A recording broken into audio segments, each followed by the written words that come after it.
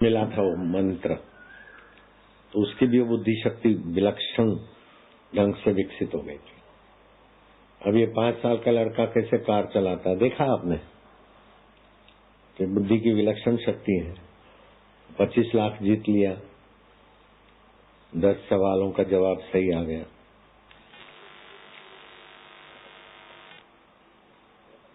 तो 25 लाख जीतना अथवा कार चलाना इतना ही योग्यता आप में है या मनुष्य में? नहीं, मनुष्य ईश्वर को पा सकता है। ईश्वर क्या होता है? जिसको कभी छोड़ नहीं सकते, जिसको कभी छोड़ नहीं सकते। और संसार क्या है? जिसको आप सदा रख नहीं सकते। जिसको रख नहीं सकते वो संसार है, और जिसको छोड़ नहीं सकते वो अपना आपा है, ब्रह्म है, ईश्वर है। शरीर तो छोड़ देंगे लेकिन आत्मदेव को नहीं छोड़ सकते। नरक में भी चैतन्य तो रहेगा ही। नरक का प्रतिकूलता का ज्ञान किसको होता है? चैतन्य को होगा कि जड़ को होगा? चैतन्य को होगा। स्वर्ग का ज्ञान किसको होता है? जड़ को होगा कि चेतन को होगा? चेतन को होगा। तो जो चेतन है विमल है, अर्थात निर्मल है और सहज सुख राशि है। तुलसीदास ने कहा, चेतन विमल सहज सुख राशि, सो माया बश भयो गोसाई। आ जा इधर सम राशि, चेतन विमल सहज सुख राशि। वो चेतन है, विमल है, उसमें मल नहीं है। राग द्वेष काम क्रोध ये सब मन में है, शरीर में है, आत्मा में नहीं है। ईश्वर अंश जीव अविनाशी, चेतन विमल सहज सुख राशि, सो माया वश भयो गोसाई, मंध्यो जीव मरकट की नाई। जैसे बंदर सकड़े मुंह के बर्तन में चीज वस्तु डालते, जमीन में गाड़ देते। सकड़े मुंह के बर्तन में हाथ डालता है तो मुट्ठी बंद हो जाती। अब वो पैर पछाड़ता है, हाथ पछाड़ता है, सिर पछाड़ता है, पूंछ पछाड़ता है, डबल भी कर लेता है, सिंगल भी कर लेता है, सब करता है, लेकिन जो करना चाहिए उतना ही नहीं करता। मुट्ठी खोल दे तो अभी मुक्त है, लेकिन मुट्ठी बांध दिए तो पकड़ा है अपनी पकड़ से। ऐसे ही हमारी नासमझी की मुट्ठी हमने बांध रखी। हम दुखों में, जन्म मरण में साधन करते हुए भी दुखों का अंत नहीं कर पाते। क्यों? कि अपने को जीव मानते, अपने को कर्म का कर्ता मानते, और बाहर से सुख अंदर भरने की गलती करते। रात को कुछ नहीं होता फिर भी कैसा सुखद नींद आती। भीतर अपना सुख रूप है, जिसको महत्व दिया। आहा, मोगरे का गजरा बहुत अच्छा है, आपने महत्व दिया तो ये कीमती हो गया। जिस जमीन को, जिस बस्ती को तुम महत्व देते हो, वहाँ की जमीनें महंगी हो जाती है। जिसको महत्व नहीं देते हो, जमीनें सस्ती पड़ी रहती। तो आप चैतन्य हो, जिसको महत्व देते हो, जिसमें रस देखते हो, रसमय हो जाता है। सुंदरी ने देखी अपनी सुंदरी, बाछे खिल गई। सुंदरी ने देखा सुंदरा, बाछे खिल गई। लेकिन कुत्ता कुत्ती उनको देखे तो उनको कुछ भी नहीं। और कुत्ता अपनी कुत्ती को सुंदरी मानेगा, कुत्ते अपने कुत्ते को सुंदरा मानेगी, तो अपनी मान्यता से ही वे सुंदर लगते हैं, सुख के साधन लगते हैं। वास्तव में आप अपना चैतन्य का सुख उधर उड़ेलते। जैसे कुत्ता हड्डी लेके चबाता है, तो हड्डी में तो कुछ रस नहीं है, और हड्डी चबाते चबाते उसके मसूड़ों का, हड्डी की ठोकर लगती है मसूड़ों को, मसूड़ों से रस निकलता है, खून, कुत्ता समझता है कि इसमें से आ रहा है। ऐसे ही अपने ही रस से जगत रसवान हो रहा है। जैसे शराबी कबाबी जुआरी को जुआ शराब कबाब मिले तो उसको रस आ रहा है, क्योंकि उसने उसको महत्व दिया। अमलानंद के आगे ये चीज लाके रखो तो भग ये क्या क्या, ये चीज साधु के आगे रखते, चलो हट, जिधर रखी आसन को भी फेंक देंगे।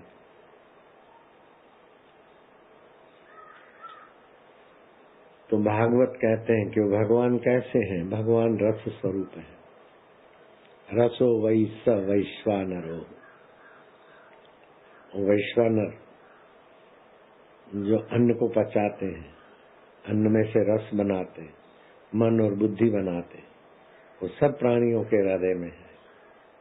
जैसे आकाश सब घरों में है, सब गिलासों में, सब कुल्लरों में आकाश है, उससे भी सूक्ष्म चैतन्य परमात्मा है। तो परमात्मा रस स्वरूप भी है, चेतन स्वरूप भी है और ज्ञान स्वरूप भी है। और सूक्ष्म इतना है कि छोटे से छोटा कोई चीज खोजना है तो परमात्मा, भगवान से छोटा कोई नहीं। और बड़े से बड़ी चीज कोई खोजनी है तो परमात्मा, भगवान से बड़ा कोई नहीं।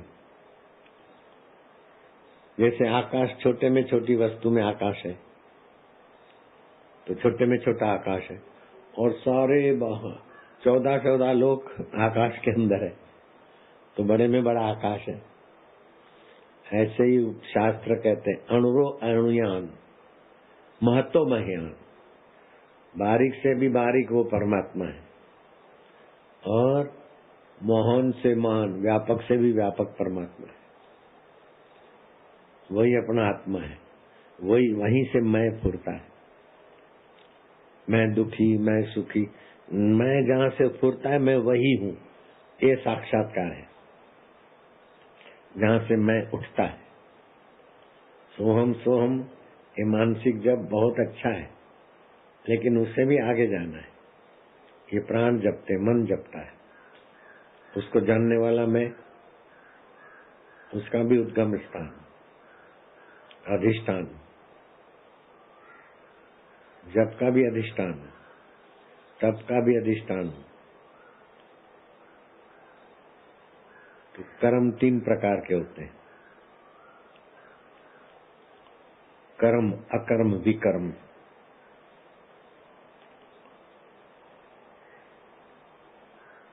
जैसे सब करते हैं यज्ञ दान, ये अच्छे कर्म, ये सब कर्म है। विकर्म वो है हिंसा किया, दुख दिया, पर किसी को सताया, विपरीत कर्म, पाप कर्म, विकर्म है। तो कर्म भी बांधते हैं, विकर्म नीचता में ले जाते हैं, गंदी जगह बांधते, कर्म ठीक ठाक जगह बांधते। लेकिन अकर्म, कर्म तो करे लेकिन फल की इच्छा न रखे, जब तो करे फल की इच्छा न रखे, परोपकार करे फल की इच्छा न रखे।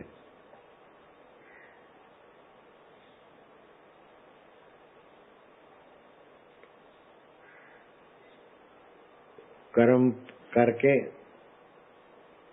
छोड़ देते अपन। कर्म का आरंभ भी होता है, अंत भी होता है, कर्म का आदि भी होता है, अंत भी होता है। तो ऐसे कर्म के फल का भी आदि अंत होता है।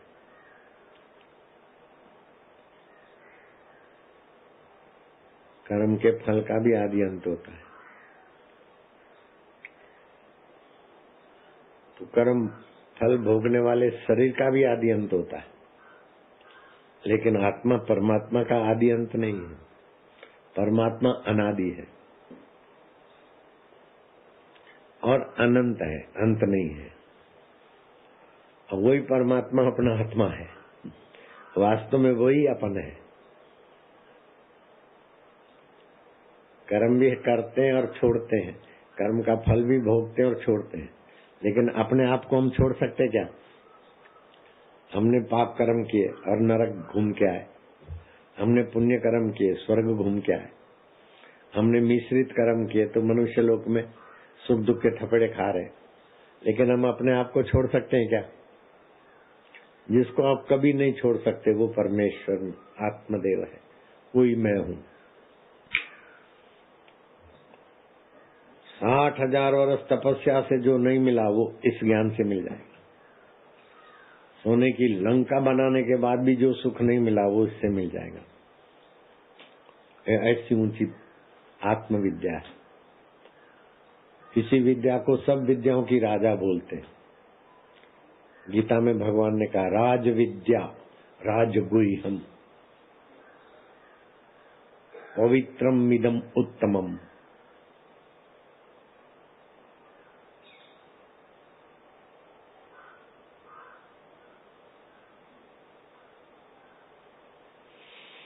राज विद्या राजगुह्यम पवित्रम इदम उत्तमम प्रत्यक्ष धर्ममयम। ये प्रत्यक्ष फल देती है। अभी यज्ञ करो तो धुआं चाटो, मिलेगा स्वर्ग तब मिलेगा। अभी दान करो, लेकिन जब उसका 10वां होके मिलेगा अथवा जो फल मिलेगा तब मिलेगा। लेकिन ये ब्रह्म ज्ञान की विद्या का प्रत्यक्ष फल है और सुगम भी है। यज्ञ में तो चीज वस्तु जुटाओ, रुपया पैसा चाहिए, इसमें तो खाली गुरु बोल रहे हैं और तुम उस बात को स्वीकार करो, पकड़ लो बस। और कृष्ण गुरु बोल रहे हैं और अर्जुन ने पकड़ लिया, अर्जुन का दुख बचा नहीं, सुख मिटा नहीं। राम जी और सीता जी बोलते हैं और हनुमान ने पकड़ लिया, हनुमान जी हो गए ब्रह्मवेता। अष्टावक्र बोलते हैं और जनक ने पकड़ लिया, हो गए जनक राजा पार। ऐसे ही तोतापुरी गुरु ने बोला और गदाधर पुजारी ने पकड़ लिया, बन गए रामकृष्ण परमहंस। लीलाशाह जी ने बोला, आसुमल ने पकड़ लिया, बन गए आशाराम बापू तुम्हारे सामने। खाली गुरु की बात को पकड़ लो बस। पकड़ में नहीं आती नहीं बैठती तो उसके उपाय है, बिठा दो बस। ऐसी ऊंची विद्या है राज विद्या राजगुह्यम। अर्जुन तो नहीं है, वो पेट भरना और 2-4 बच्चे करने तक की बुद्धि नहीं दिया है। वो तो मच्छर को भी है, मच्छर भी बच्चे पैदा कर लेता है, पेट भर लेता है। अपना घर मकान अपना अपना, मच्छर का भी फार्म हाउस होता होगा, बढ़िया जगह को फार्म हाउस मानते होंगे। कई ऐसे सेठ हैं दिल्ली में, कई फार्म हाउस रखते हैं 10-10 20-20 करोड़ के। अपना आश्रम के पास में फार्म हाउस है, 40-40 50-50 करोड़ 80-80 करोड़ के 2-3 एकड़। अपने आश्रम के नजीक में कई फार्म हाउस है, शिव मूर्ति के पीछे, महंगे में महंगे हैं उधर। मेरे तो 4 फार्म हाउस है, 250 करोड़ के हैं, मेरे तो 700 करोड़ के हैं। तू सोने की लंका जैसा तो नहीं है ना, सोने की लंका वाला भी रो के गया। मेरी 2 फैक्ट्रियां हैं, मेरे 10 कोठियां हैं, मेरे 10 आश्रम हैं। ये सब छोटी चीजें हैं। मैं कौन हूं उसको जान लो। देखा अपने आप को मेरा दिल दीवाना हो गया, ना छेड़ो मुझे यारो मैं खुद पे मस्ताना हो गया। ऐसा एक संत, उसका नाम था डायोजनीस। देखा कि सिकंदर आ रहा है, डायोजनीस संत ठहरे मस्त महाराज। अमलानंद सुन रहे हैं, सुनाई पड़ता है? अमलानंद सो गए क्या? कुछ तो हिलो, सुनाई पड़ता है? हाँ, हिलो डुलो तो पता चले, नहीं तो वो है ना जानबूझ के उस सकड़ी गली में लेट गए, रास्ता बंद। मंत्री ने बताया सिकंदर को कि एक संत है, पैर पसार के रास्ता बंद करके लेट गए हैं। महान सिकंदर विश्व विजय करने आया और हमारे रास्ते में कौन पैर पसार के? मैं खुद देखता हूँ। डायोजनीस को देखते ही वो ठंडा हो गया। कि आदमी इतना प्रसन्न, धरती पे पड़ा है, न सेना है, न राज है, न चीज वस्तु है, न हुकूमत है, और चेहरे पर इतनी शांति और खुशी। बोले तुम कौन हो? रास्ता रोक के पैर पसार के पड़े हो, बड़े खुश नसीब आदमी, खुश नजर आते हो। बोले तुम कौन हो? बोले मैं महान सिकंदर, विश्व विजय करने को निकला हूं।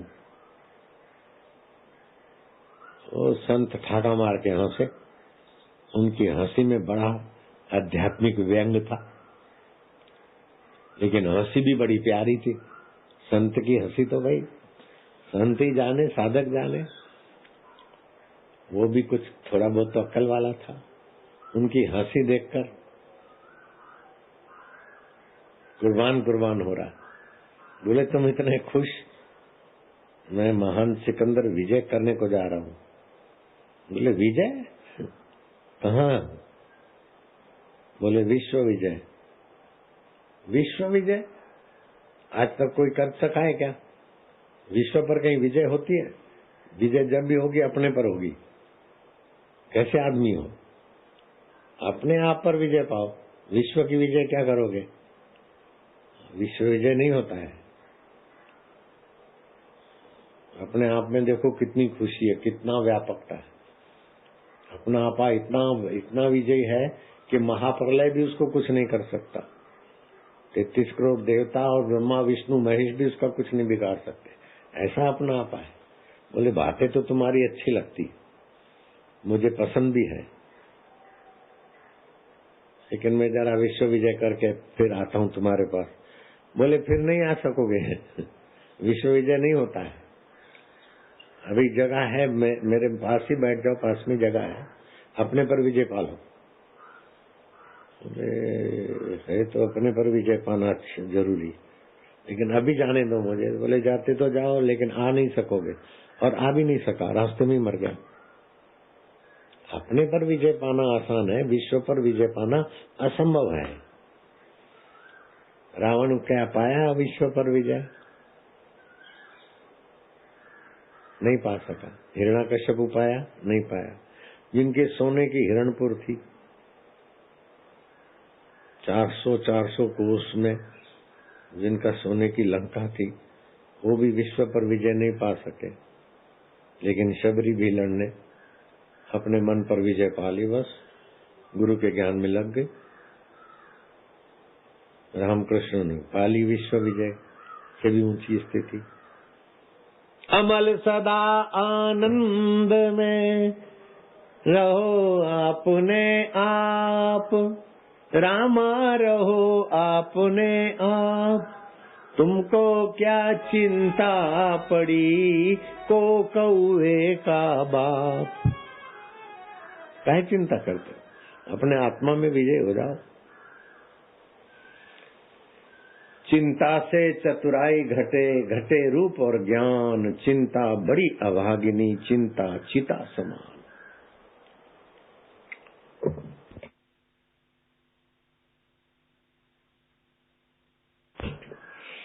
नारायण हरि, हरि ओम हरि।